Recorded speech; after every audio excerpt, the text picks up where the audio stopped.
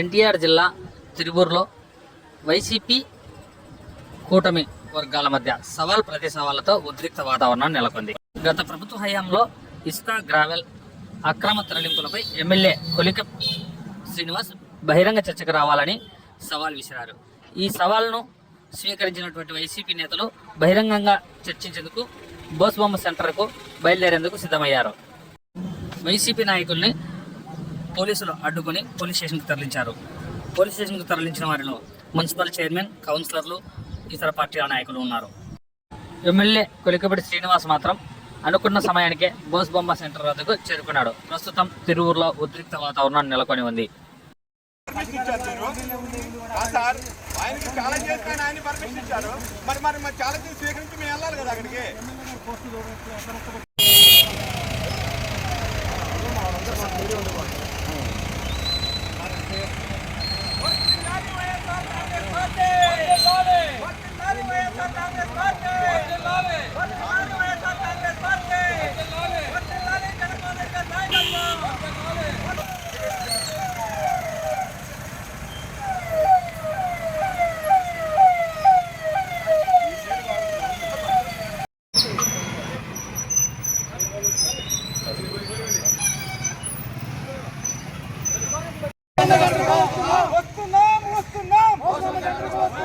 కొలికపూడి శ్రీనివాసరావు గారి సవాలును, కొలికపూడి శ్రీనివాసరావు గారి సవాలును, ఎమ్మెల్యే గారి సవాలును, ఎమ్మెల్యే గారి సవాలును, ఎమ్మెల్యే గారి సవాలును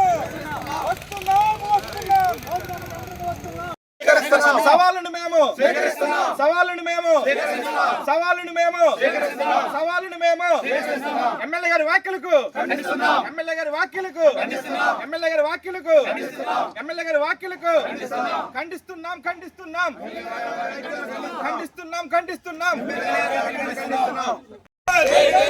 జై జగన్, వర్ధిల్లాలి వైఎస్ఆర్ కాంగ్రెస్ పార్టీ, వర్ధిల్లాలి వైఎస్ఆర్ కాంగ్రెస్ పార్టీ, వర్ధిల్లాలి వైఎస్ఆర్ కాంగ్రెస్ పార్టీ.